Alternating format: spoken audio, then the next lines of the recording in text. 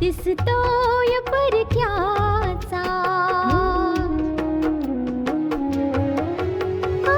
फुलाच चेहराचा दिसतोय परक्याचा, नसे सुटणार नाजूक गुंता दोष न चरख्याचा, फुले मी म्हटले जे होते पाहुणे ते, तरी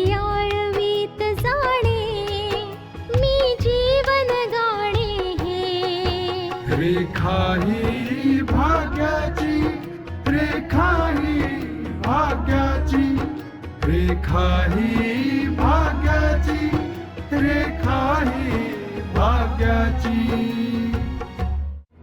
आतापर्यंत आपण पाहिलं नाना बलराजच्या घरी जाऊन जाब विचारतात आणि बलराज नानांची टर उडवत त्यांना सगळं काही सांगून टाकतो की कारस्थान रचूनच हे लग्न करण्यात आलं होतं आणि आता नाना काही करू शकत नाहीत. नाना प्रचंड अपमानित होतात आणि बलराज म्हणतो की नानांनी जर ही गोष्ट उघड केली तर आशाला घटस्फोटित म्हणून जगावं लागेल. आशा घरात गोविंदची फाईल शोधते पण तिला फाईल मिळत नाही. आता पुढे. तुम्ही माझ्यामुळे काळजीत आहात ना नानू, तुम्ही माझी काळजी अजिबात करू नका. माझ्यावर विश्वास ठेवा, सगळं काही खूप लवकरच व्यवस्थित होईल. हो बेटा, सगळं काही ठीक होईल. तुम्ही माझी अजिबात काळजी करू नका. बरं नानू, तुम्ही सिद्धांतकडे सगळ्या फाईल्स दिल्या होत्यात ना, पण त्याच्यात रोहितवाली फाईल नाहीये.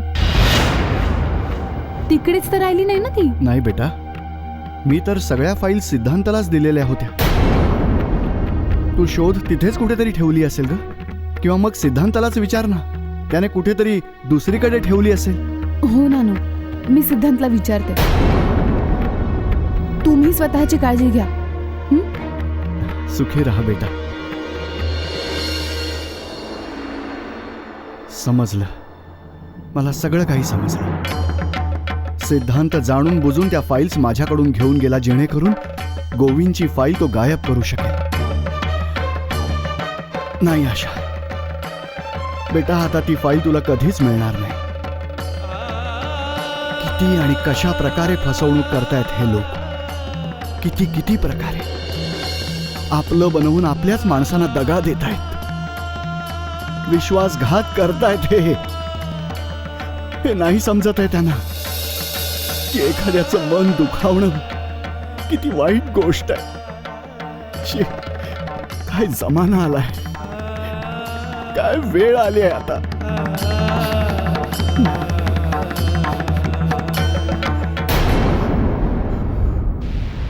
जर हे सगळं उघड झालेलंच आहे तर आणखी लपवण्यात काय अर्थ आहे? ते जे काही ऐकायला आले होते, ज्या प्रश्नांची उत्तरं मागायला आले होते, त्या सगळ्या प्रश्नांची उत्तरं दिलीत मी. अशा उत्तरांची तर त्यांनी अपेक्षा केलीच नसेल. पायात चप्पल असो किंवा चपलेत पाय, हिशोब एकच आहे, काही फरक नाही पडत. आशा या घरात आहे आणि याच घरात राहणार, आणि तसंही आता लढाई समोरासमोरची झालेली आहे, म्हणून बोलणंही उघड उघडच होईल. पप्पा, अशा उघडपणे बोलल्यामुळे आपला खेळ बिघडू नको जायला. तसंही सगळं कुठे आपल्याला हवं तसं घडतं बाळा. आशाला वाकवण्याचे हेच उपाय आहेत.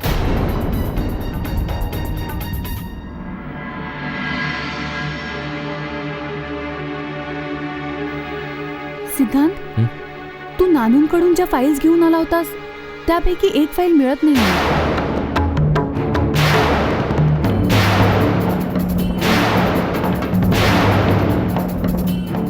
कोणती फाईल? मी तर तुला सगळ्या फाईल्स दिलेल्या आहेत आशा. ती रोहितवाली फाईल त्याच्यात नाहीये.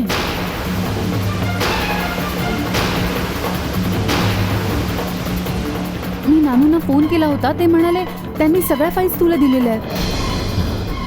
ओ अच्छा अच्छा. तू त्या रोहितच्या फाईलविषयी बोलतेय, ज्याच्या खुनाच्या आरोपाखाली तुला जावई बापूंना फाशीची शिक्षा मिळवून द्यायची आहे, हो ना? एक मिनिट, मी आत्ता आलो. आशा, काय तुला ही गोष्ट विचित्र नाही वाटत की तू आम्हाला त्या फाईल विषयी विचारतीयस जी तू जिजूंच्या विरुद्ध तयार केलेली आहेस, जेणेकरून तू त्यांना कायद्याने शिक्षा मिळवून देशील? सिद्धांत, ते माझं कर्तव्य, माझी जबाबदारी आहे.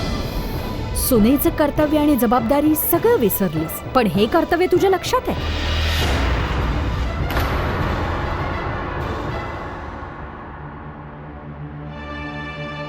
हे घे सुंदर. हे काय पप्पा? हीच तर आहे फाईल जी तू शोधत होती. तुझी ती फाईल जिला तू जावई बापूंना फासावर चढवण्यासाठीचं माध्यम बनवलं होतंस.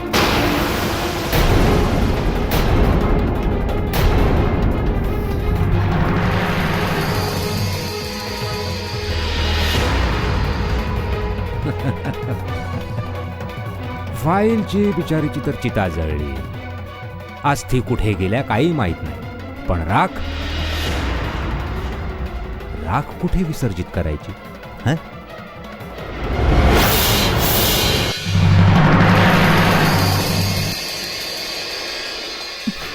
आणि ही अजून का सांभाळून ठेवली होती? हं?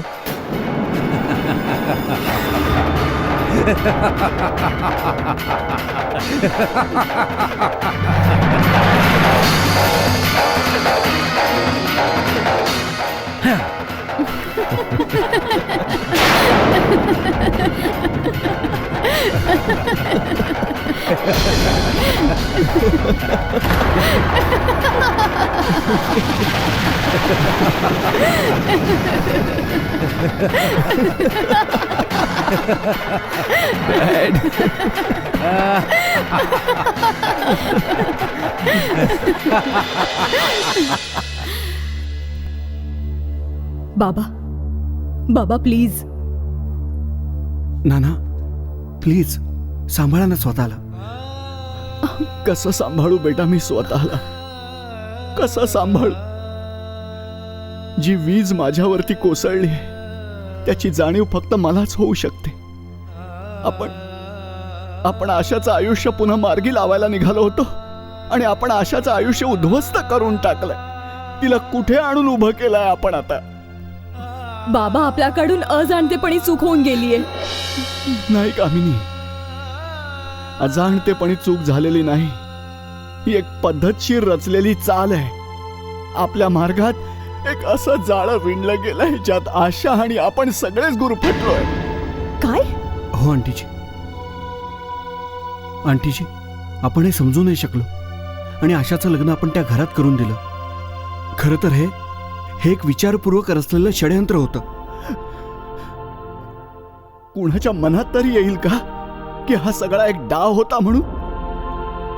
गोविंदला कायद्याच्या कचाट्यातून वाचवायला त्यांनी आशाला आपल्या घरची सून बनवून घेतलं. हे तुम्ही काय बोलताय बाबा? हो बेटा, हो आंटी. सिद्धांतची एक एक गोष्ट खोटी होती आंटी. त्याचं खरं नाव विजय आहे.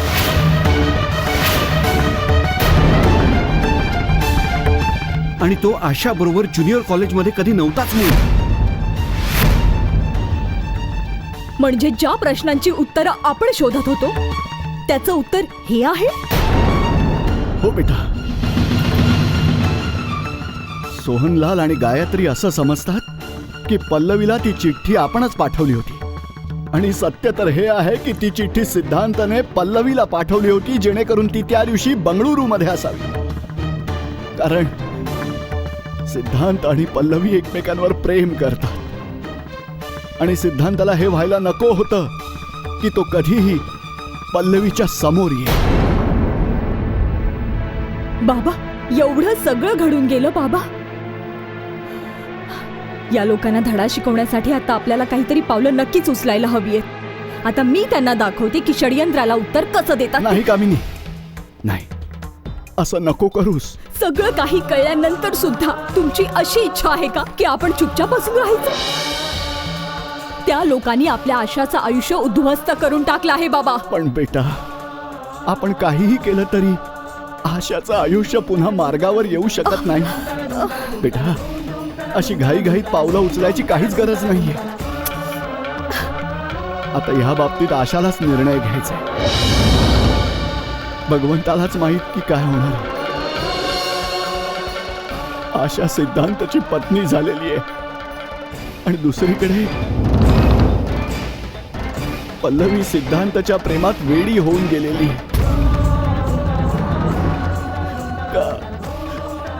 का खेळ मांडलाय सगळ्यांनी आपल्या सुखाशी?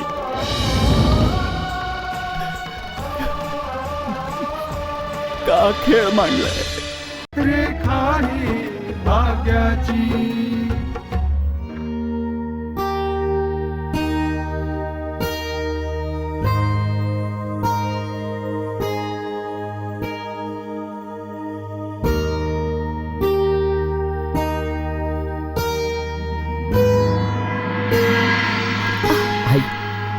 कशी आहेस?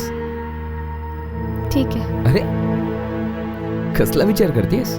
विचार करू नाही तर काय करू, ही गोष्ट डोक्यातून जातेही नाही की आज आशा आपल्या दोघांच्या मध्ये भिंत बनून उभी आहे.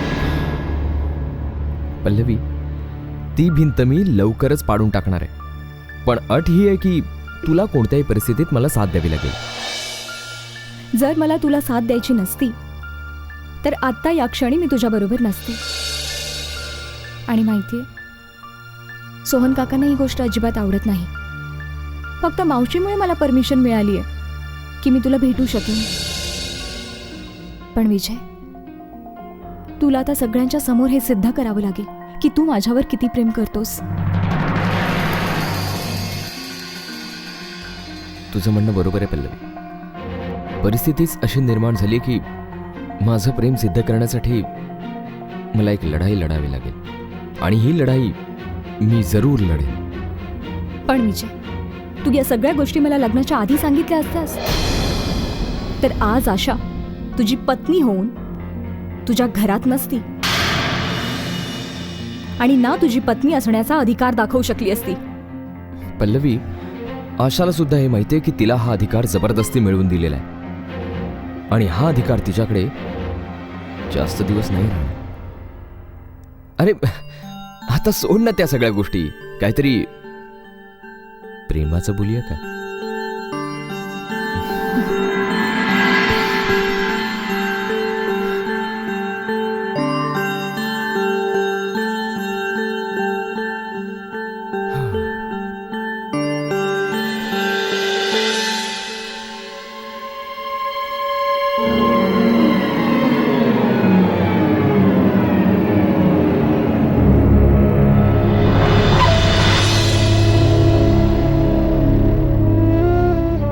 कसला विचार करतेय सोनबाई?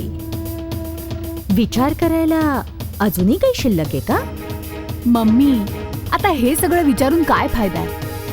हे विचार की आता म्हणणं काय महाराणींचं? बरं, मग हेच सांग आता तू. आता तुझी पोथी, पुस्तक वगैरे वगैरे ते तर आता शिल्लक नाही. मग आता रिकाम्या हातांनी, रिकाम्या डोक्यानी अजूनही लढाई लढायचा निश्चय केलाय का? हो, निश्चय तर आत्ताही तोच आहे.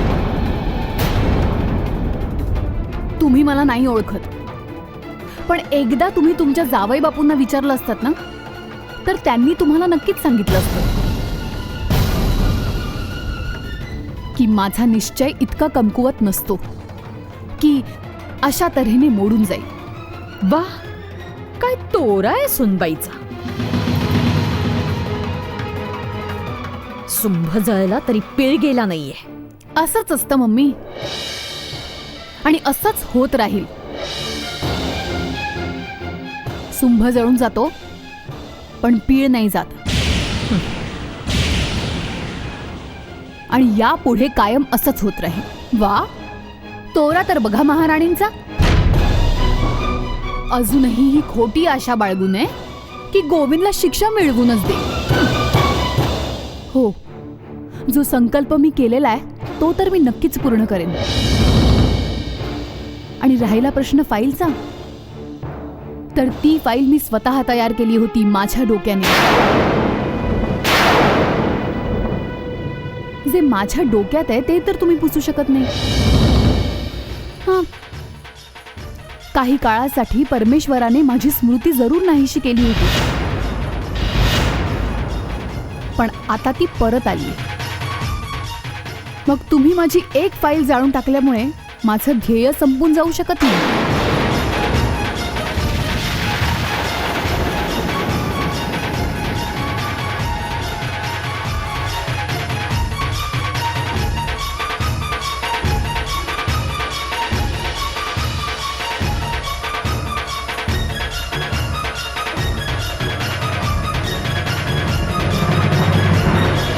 रेखा ही भाग्याची.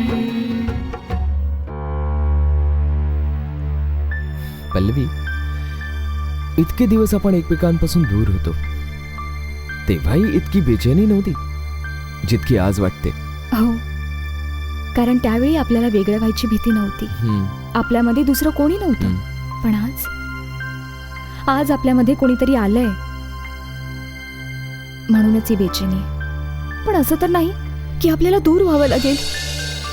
नाही पल्लवी, ज्या दिवशी मी तुझ्यापासून दूर जाईन ना, काय मी जगू शकेन?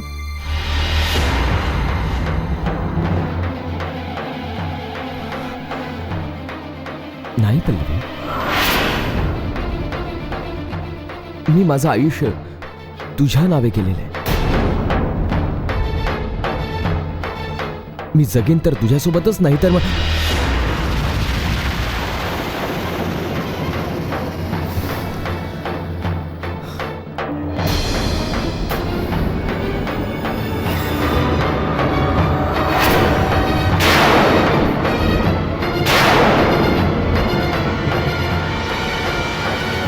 अतिशय लाजिरवाणी गोष्ट आहे पल्लवी की तू याच्या बरोबर इथे आहेस. पल्लवी माझ्यासोबत नाही तर आणखी कोणासोबत असणार? ही गोष्ट आधी कदाचित तुमच्या लक्षात आली नसेल, पण आता तर तुम्हाला कळलेलं आहे ना, आणि समजलेलं देखील आहे की पल्लवी माझ्यावर प्रेम करते. पल्लवीला तर मी खूपच चांगला ओळखून आहे, पण तुला मी अजूनही ओळखू शकलेलो नाही. कल्पनाही केली नव्हती की तू इतक्या खालच्या थराला जाऊ शकतोस म्हणून. नानू प्लीज, तुम्ही माझ्या समोर विजयला असं काही नाही बोलू शकत. पल्लवी, तुला नाही माहित तू कोणत्या आगीशी खेळतेस. आपल्याच हातांनी आपलं आयुष्य उद्ध्वस्त करायचं का तुला? पल्लवी भले आपल्याच हाताने आपलं आयुष्य उद्ध्वस्त करत असेल, पण तुम्ही जे केलेत ते बघा आधी. बस, खूप बोललात तुम्ही. अहो, आमचं नाही तर कमीत कमी आपल्या वयाचं तरी भान बाळगा. आम्हाला वाईट वागायला का म्हणून भाग पाडताय तुम्ही? चला जा, आता जा इथून. परमेश्वर तुला कधीच माफ नाही करणार, कधीच माफ नाही करणार. त्या गोष्टीची पर्वा तुम्ही नका करू. जर पर्वा करायची असेल ना, तर तुम्ही स्वतःचीच पर्वा करा आणि त्या आशाची पर्वा करा. मी पल्लवीवर प्रेम करतो आणि मला नाही वाटत की परमेश्वराचीही या गोष्टीला काही हरकत असेल. चला चला, जा इथून. चला जा जा, बघत काय बसलाय?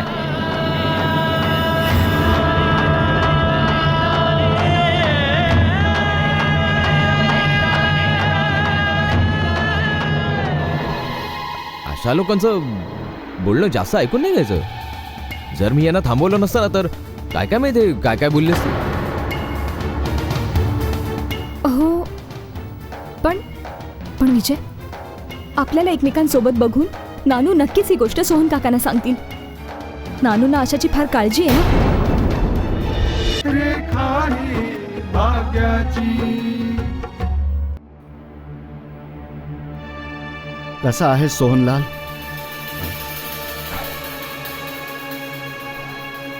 मी तर बरा आहे, पण तुम्ही इथे कसे? तुझ्याशी एक महत्वाचं बोलायचं होतं सोहनलाल. काय बोलायचंय तुम्हाला? पल्लवीला थांबव बेटा. ती अजाणतेपणी आपलं आयुष्य उद्ध्वस्त करून घेतीये. आजही ती सिद्धांताच्या सोबत होती. जेव्हा तुम्ही लोक आशाचं लग्न करून द्यायला निघाला होतात, तेव्हा मी तुम्हाला थांबवण्याचा खूप प्रयत्न केला होता. सांगा, तुम्ही थांबलात तेव्हा? आणि तसंही पल्लवी आणि विजय एकमेकांवर प्रेम करतात. हे लोक तर असंच म्हणणार की पल्लवी विजयच्या मागे लागलीये. कोणालाही सत्य काय आहे माहीत नाहीये, काहीही ठाऊक नाहीये तुम्हाला. पण एक गोष्ट मात्र लक्षात ठेवा, जर तुम्ही पल्लवीला थांबवलं नाही तर तिच्या बरोबरीने तुम्ही सगळे पस्तावाल. तुम्ही सगळे पस्तावाल. अशी चूक करू नका. बस करा तुम्ही.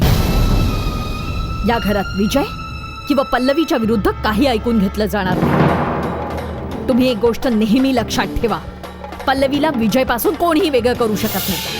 आणि राहिला प्रश्न आशाचा, आधी ती विधवा होती आणि आता घटस्फोटीत बनून तुमच्या सोबत राहील, तुमच्या घरामध्ये. नाही, असं कधीही होणार नाही.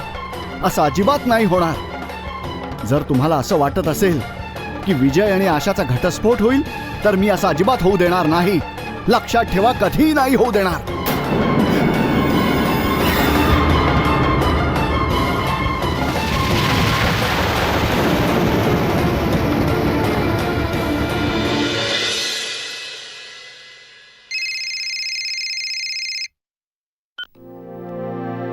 हाय रिधिमा, व्हॉट अ कोइन्सिडन्स.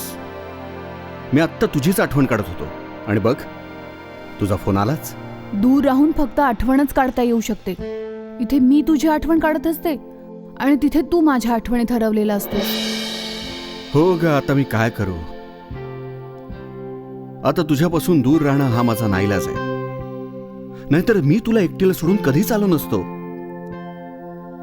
एक गोष्ट सांगू, तुझ्यापासून दूर राहून ना मला या गोष्टीची सारखी जाणीव होत असते, आणि ती ही की मी तुझ्याशिवाय अपूर्ण आहे. मला माहितीये ते. हेच अपूर्णत्व दूर करण्यासाठी मी तुला फोन केलाय ना. म्हणजे मी समजलो नाही. आता जर सगळ्या गोष्टी उघड झालेल्याच आहेत, तर तुला असं लपून राहण्याची काय आवश्यकता आहे? आता पटकन आपली बॅग पॅक कर आणि लगेच इथे निघून ये. म्हणजे आपला रस्ता मोकळा? हो. आता हे सांग की येतोयस कधी तू इथे? कारण मलाही असं वाटतंय की तुला बघून काय माहिती किती दिवस झाले. बस असं समज तू, पोहोचलोच मी तुझ्याजवळ. चल, फोन ठेवतो. बाय. बाय. आलं काय बोलावणं? हो विपुल, मला वाटतंय की मी तिथे असायला हवं. म्हणजे मी स्वतः या गोष्टीकडे लक्ष ठेवू शकेन की मला वाचण्यासाठी कोणती पावलं उचलली जात आहेत, कोणते मार्ग निवडले जात आहेत. आणि न्याय अन्यायाची ही लढाई मी या घरात राहून लढली. आता मी माझ्या जबाबदाऱ्या पार पाडेन. बेटा, तू एक गोष्ट सांग मला. आता मी पहिल्यासारखा विश्वास ठेवू शकतो तुझ्यावर?